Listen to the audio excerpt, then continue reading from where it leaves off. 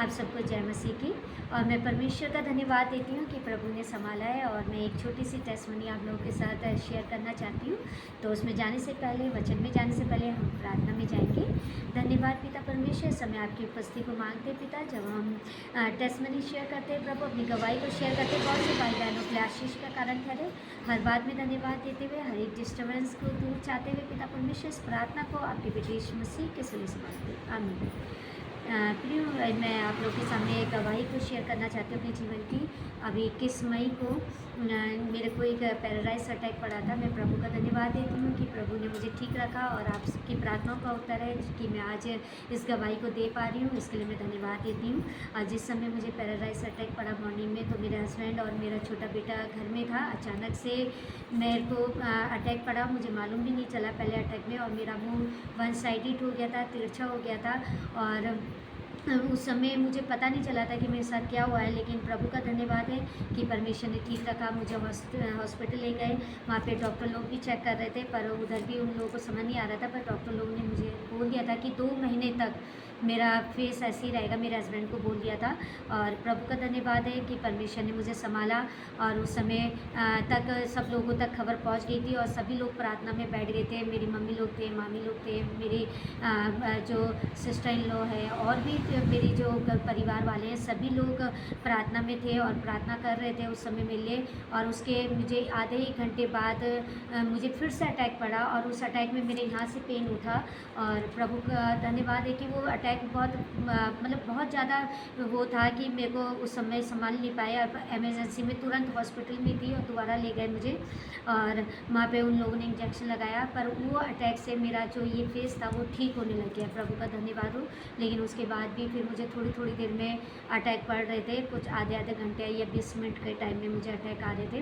और उस टाइम में भी लोग सब प्रार्थना में थे। मैं प्रभु का धन्यवाद देती हूँ कि बहुत से लोग उपवास प्रार्थना में बैठे। मैंने फ़ोन में मैसेज पढ़ा तो सब लोग ग्रुप में डाल रहे थे कि मैम के लिए प्रार्थना करो। मेरे एनजीओ के बच्चे लोगों ने भी प्रार्थना किया, मैम स्टाफ लोगों ने भी प्रार्थना किया। वो लोग मेरे साथ वहीं बने रहे। मैं परमेश्वर का धन्यवाद देती हूँ।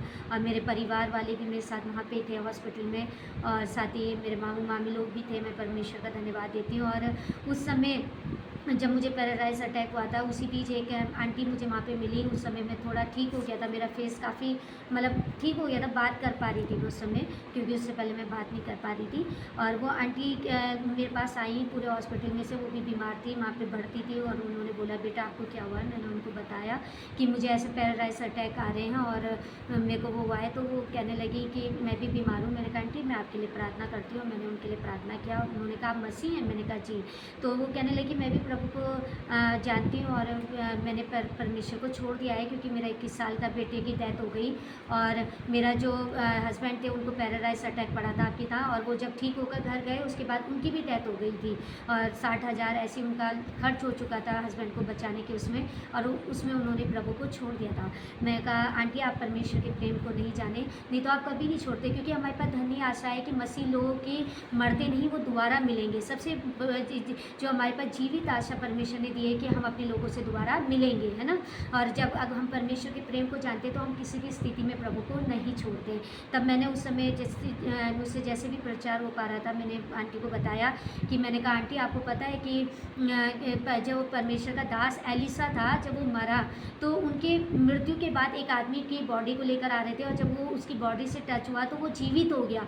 तो जो मसीह लोग हैं मरने के बाद भी जीवन दान देते हैं, और सबसे बड़ी आशा हमारे पास यही होती है कि हम जीवन देने वाले लोग हैं, क्योंकि परमेश्वर ने हमें जीवन दिया है। इसलिए हमारे को इन बातों से निराश नहीं होना। ये तो बहुत बड़ा है, इसे कोई वो नहीं कर सकता है, लेकिन जो होता है वो उसे केवल परमेश्वर ही हमारे को शांति से बढ़ सकता है। और हम किसी भी परिस्थिति में, जो सच्चा मसीह है वो किसी भी स्थिति में प्रभु को नहीं छोड़ता है। उतने में मुझे रेफ़र कर दिया गया था उसी बीच, और वो आंटी बड़ी वो हुई, शांति मिला, उन्होंने नंबर भी दिया और मुझे देहरादून ले गए। इंद्रेश में कोई डॉक्टर नहीं था। मेरे हस्बैंड बार बार जिद कर रहे थे कि हम और हॉस्पिटल जाते हैं। मैंने मना किया, मैंने कहा मम्मी क्या रुक जाते हैं, सुबह ही चलेंगे।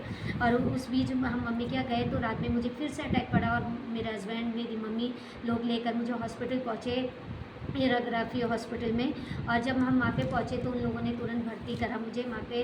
और जब मैं वहाँ पे हो गया तो रात में तो इंजेक्शन लग गया था, लेकिन वहाँ पे मैंने उस पेन को, उस पीड़ा को देखा जो नैरो पेशेंट है, जो उस स्थिति में जिनको वो अटैक पड़े थे, किसी का हाथ चला गया था, किसी का पैर चला गया था, होश आने पे जब उनको पता चला वो लोग भागना चाहते थे, वो नीचे उतरना चाहते थे, उनकी वो घुटन महसूस हो रही थी क्योंकि सडनली उनके साथ ये सब हुआ था। जब अटैक पड़ता है तो वो लोग बहुत परेशानी पीड़ा में थे। और दूसरे तीसरे दिन एक लेडी थी, उनको दुष्ट आत्मा का अटैक हुआ और वो बहुत अजीब एक्टिविटीज़ कर रही थी। तो मैंने वहाँ के जो स्टाफ था, मैंने उनसे रिक्वेस्ट किया कि मैं प्रार्थना करूँ उनके लिए, लेकिन उन्होंने मना करा मुझे क्योंकि मैं खुद पेशेंट थी। और वहाँ पे जो मेरी साथ केयर टेकर थी उन्होंने, और नर्स थे, उन्होंने मुझे क्या कहते हैं मेरी रिक्वेस्ट में तब वो लोग राज़ी हुए। मैं थोड़ा वहाँ पे वॉक करते हुए प्रार्थना करा मैंने उनके लिए, तो वो ठीक हो गई। और सच में वहाँ बहुत से लोग विश्वास में आए। एक आंटी थी जिन्हें 3 दिन से नींद नहीं आ रही थी, बहुत बेचैन थी, उनका पैरालाइज के बाद हाथ खराब हो गया था, थोड़ा माइंड पे भी असर हुआ था, उनके लिए भी मैंने प्रार्थना किया।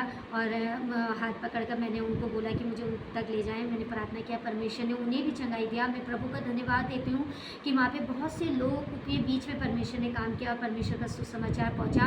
और मैं प्रभु का सबसे बड़ा धन्यवाद ये देती हूँ कि आज आप मेरा फेस देख रहे हैं, मेरा हाथ देख रहे हैं, सब कुछ ठीक है। वहाँ पे जो अंकल थे, वे यहीं कोटद्वार से जा रखे थे, जब उनको होश आया तो उनके पैर काम नहीं कर रहे थे तले।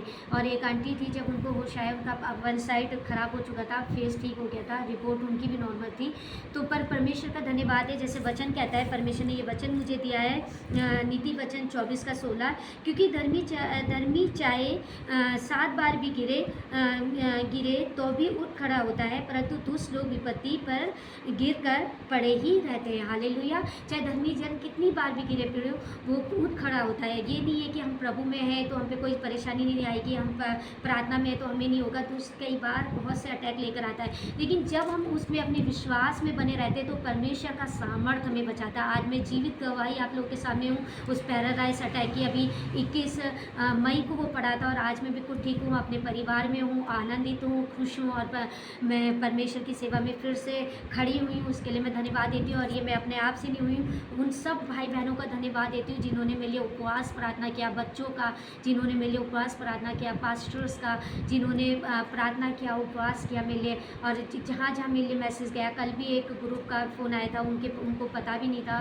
और उन भाई ने मेरे लिए डाला हुआ था, मैं उनको नहीं जानती हूँ, लेकिन मैं धन्यवाद देती हूँ इस चैनल के माध्यम से। उन सभी को परमेश्वर आशीष दे और सबको ठीक रखे। अपने परिवार के लिए भी मैं धन्यवाद देती हूँ, ख़ास तौर से अपने हस्बैंड, बच्चों का भी, जिन्होंने उस समय मेरी हिम्मत को बढ़ाया। और अपने उन फ्रेंड का जो उस समय प्रार्थना में थे, उदास थे, निराश थे, लेकिन उन लोगों की हिम्मत से आज मैं फिर से आप लोगों के सामने अपनी जीवित गवाही को रखा है। मैं प्रभु का धन्यवाद देती हूँ। जय मसीह।